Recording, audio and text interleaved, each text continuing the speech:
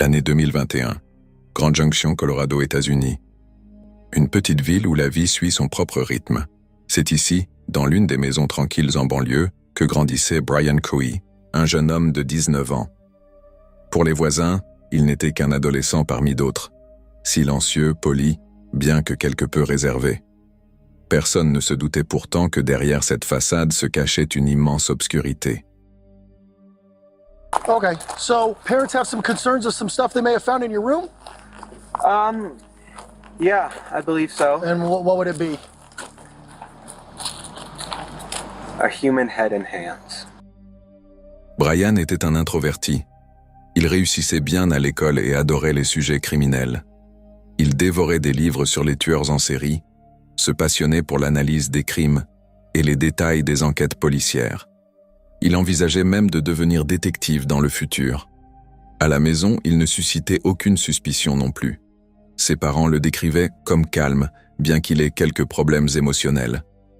Depuis son enfance, il avait été diagnostiqué avec un TDAH et des troubles du spectre autistique, ce qui affectait souvent ses relations avec ses pairs. C'était un solitaire, préférant passer du temps seul dans sa chambre plutôt que de sortir faire la fête avec ses amis, plongé dans des histoires sombres.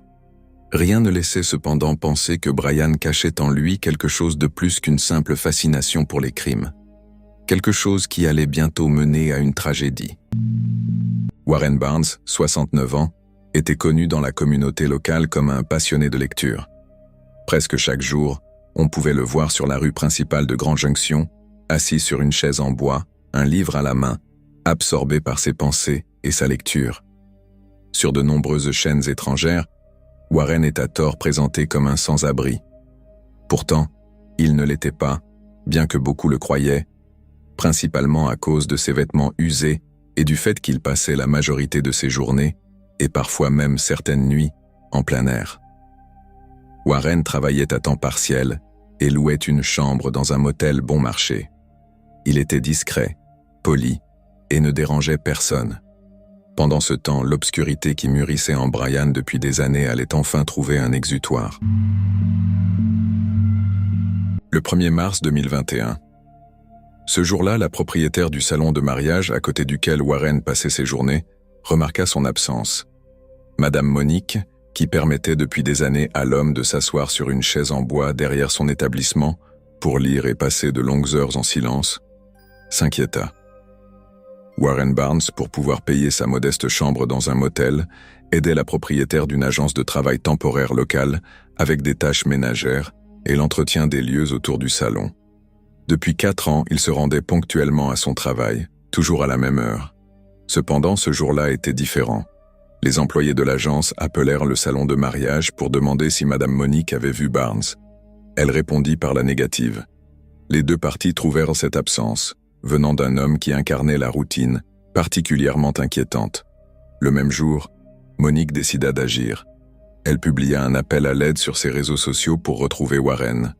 Une photo de l'homme circula rapidement dans les groupes locaux, et les premiers commentaires commencèrent à apparaître sous son post. Principalement de personnes qui le connaissaient de vue, cependant, personne ne savait ce qui lui était arrivé. 2 jours auparavant, quelque chose d'étrange s'était produit dans une autre partie de la ville. Vers 3 heures du matin, près de la rivière Colorado, la police fut appelée. Il s'agissait d'un véhicule partiellement immergé dans l'eau. Sur place, les policiers trouvèrent le jeune Brian Coey, accompagné de ses parents. Le garçon expliqua qu'il était sorti de chez lui pour prendre l'air et que, lorsqu'il s'apprêtait à repartir, en essayant de sortir de la rampe pour bateau, où il avait garé sa voiture, le véhicule avait glissé dans l'eau.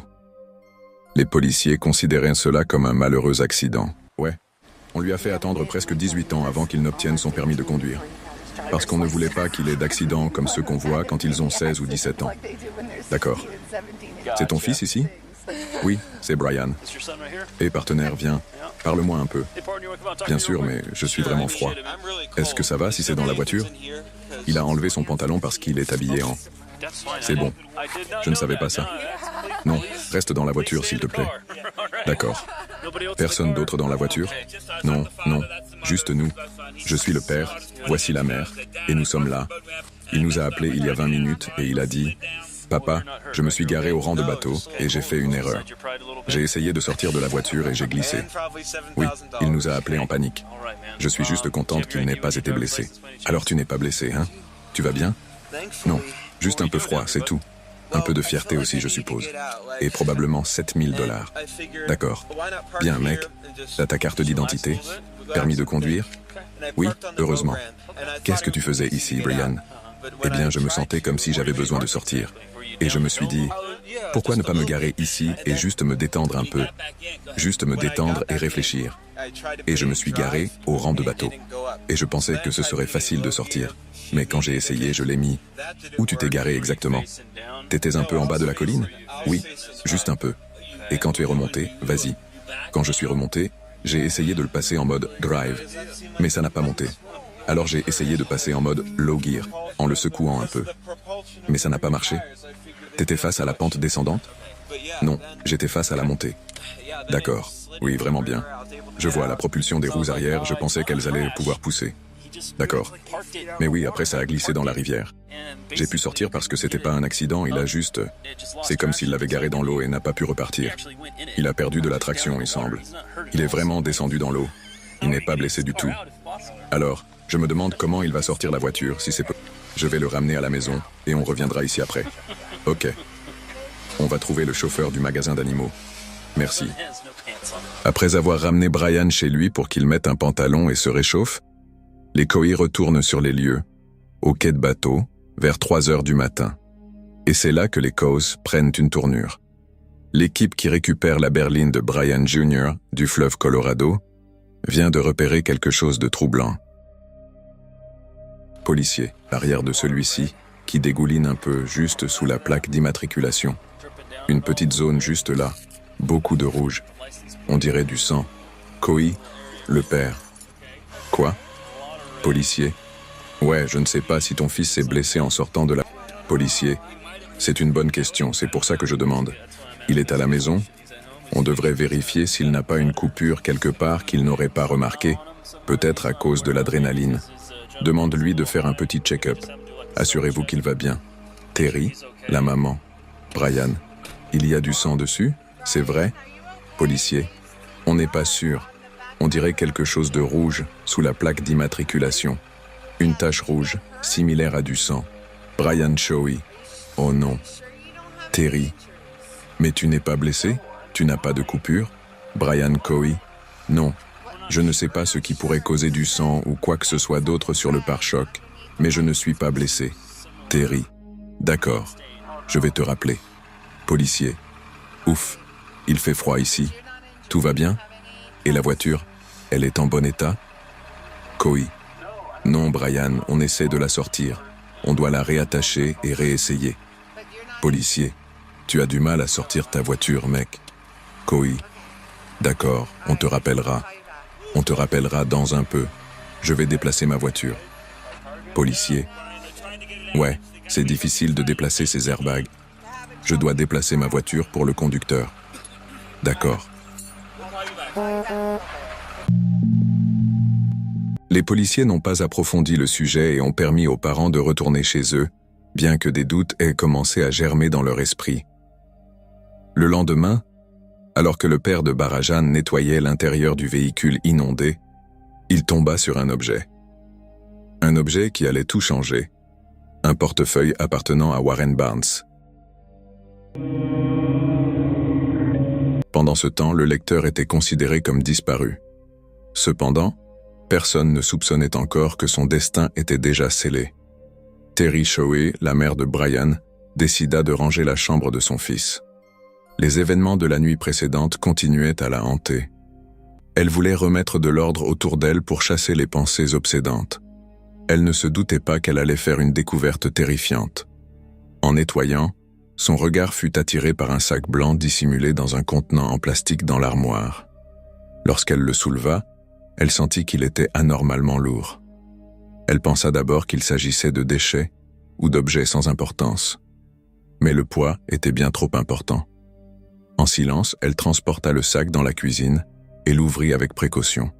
Ce qu'elle découvrit lui coupa le souffle. Entre les couches de plastique, elle aperçut une tête humaine et des mains. Elle resta figée. Terry s'efforça de garder son calme. Lentement, elle reposa le sac dans l'évier, détournant les yeux de ce qu'elle venait de découvrir. Elle n'arrivait pas à y croire. À cet instant précis, Brian était devant la maison. Terry, bien que terrifiée, tenta de ne rien laisser paraître. Elle savait qu'elle devait agir avec prudence. Réprimant sa panique, elle saisit son téléphone et composa calmement le numéro des urgences.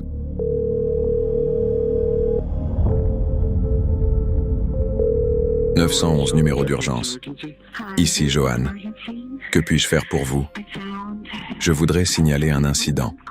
J'ai trouvé quelque chose dans l'armoire de mon fils, enveloppé dans un sac en plastique. Que voulez-vous dire par « quelque chose » ? Je crois que c'est une tête humaine. Pardon ? Vous dites une tête humaine ? Oui. Je pense que c'est une tête humaine. La police est arrivée rapidement, mais sans sirènes allumées. No, Oh my God, I can't believe it's not it. me in that car, you know? I can't believe it. Oh, Got it. oh my God. Ça vient de qui ? De ce gars qui a disparu récemment. Quel gars ? Which fellow? Warren Brown. Warren Brown, quand a-t-il disparu ? La nuit du 27. La nuit du 27 ? D'accord. Et comment avez-vous fini par vous retrouver avec lui ? Je l'ai tué. Avec quoi ? Un couteau. Pourquoi avez-vous fait ça ? J'ai toujours voulu savoir ce que ça faisait de tuer quelqu'un. D'accord. Où est-ce que vous avez fait ça ? Sous le pont. Quel pont ? Celui après ? D'accord. Près de l'intersection étrange ?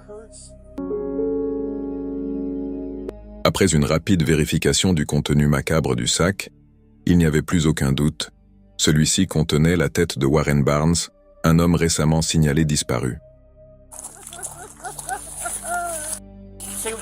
Andy, reste avec ta mère et prends-la dans tes bras. Okay. La maison est vide. J'avais un mauvais pressentiment à propos de ce qui s'est passé ce week-end. Elle m'a appelé et m'a dit qu'elle avait trouvé un sac dans son placard. Elle m'a dit de venir immédiatement. J'ai recouvert ça avec une serviette. Je ne voulais pas qu'il voie et commence à s'enfuir. Je ne veux pas regarder ça. Oh oui. Yeah. La tête et les mains de Warren Barnes ont été sécurisées par les fonctionnaires. Brian, transporté au commissariat, devait être interrogé. Il a été amené dans la salle d'ombre de coups portés au cou et de la façon dont il avait ouvert son ventre pour examiner ses entrailles. Il a ajouté que pendant tout l'acte, il était tellement excité qu'il avait, pour une raison quelconque, commencé à émettre des bruits animaux en tuant.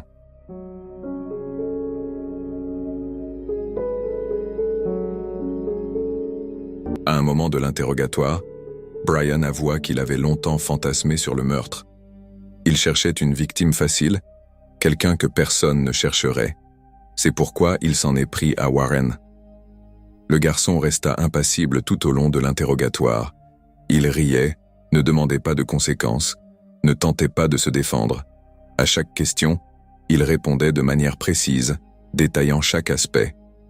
Pendant l'interrogatoire, les enquêteurs reçurent les résultats des premières analyses criminelles. Il a été déterminé que sur le couteau trouvé dans la voiture de Brian, des traces de sang appartenant à Warren Barnes avaient été détectées. Les psychologues impliqués dans l'affaire ont remarqué un manque total d'empathie, un ton froid et une distance émotionnelle avec laquelle Brian parlait du crime. Cela indiquait des troubles mentaux graves, mais en même temps, il ne faisait aucun doute qu'il était responsable de ses actes. Le jeune homme agissait en pleine conscience. Lors des interrogatoires suivants, Brian Coy commença peu à peu à dévoiler plus de détails sur ce qui l'avait poussé au meurtre. Les détectives tentèrent de comprendre si son acte était le résultat d'une impulsion ou d'une action soigneusement planifiée. Il déclara avoir planifié le meurtre pendant plusieurs mois. Il avait consulté des documents sur les tueurs en série, analysé les méthodes de meurtre et avait même lu des manuels d'anatomie pour comprendre comment ôter efficacement la vie à quelqu'un. Les cas de meurtres brutaux le fascinaient et il disait vouloir les comprendre à un niveau plus profond. À la fin des interrogatoires, Les enquêteurs avaient réuni des preuves accablantes. Tant son aveu de culpabilité que les traces de l'ADN recueillies et les résultats de l'autopsie étaient clairs. Le procureur porta rapidement des accusations formelles contre Brian. Meurtre au premier degré avec préméditation, profanation de cadavres et obstruction à l'enquête en manipulant des preuves. Dans la cellule pré-procédurale, Brian se comportait de la même manière qu'au cours des interrogatoires, calme, réservé, distant. Lorsqu'on lui demanda s'il regrettait ce qu'il avait fait, il répondit « Je ne sais pas ce que je devrais ressentir ». Le procureur et la défense se préparaient pour le procès. Il allait bientôt être déterminé si le tribunal considérait Brian comme pleinement responsable au moment du crime.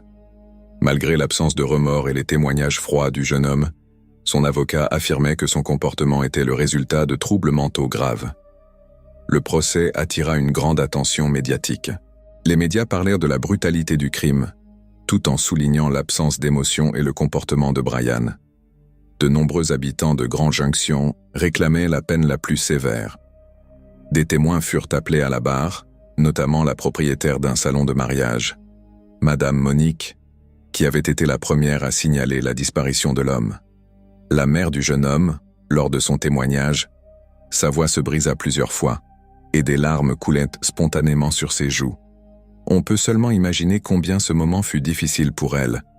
Elle devait faire face à son propre enfant, déchiré entre l'amour et son devoir moral envers la victime.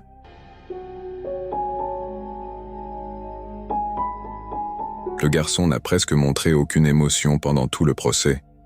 Il observait tout comme s'il était derrière une caméra, souriait et semblait indifférent à son sort.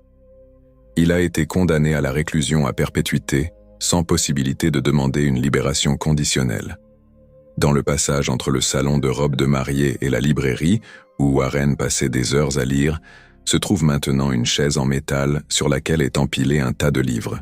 Sur l'un d'eux, on peut lire une simple inscription « À toi aussi », les mots que l'homme répétait à chaque personne qui lui souhaitait une bonne journée.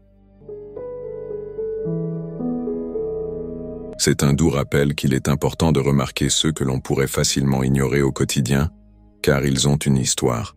Parfois, ils peuvent apporter plus à la vie des autres qu'on ne pourrait l'imaginer.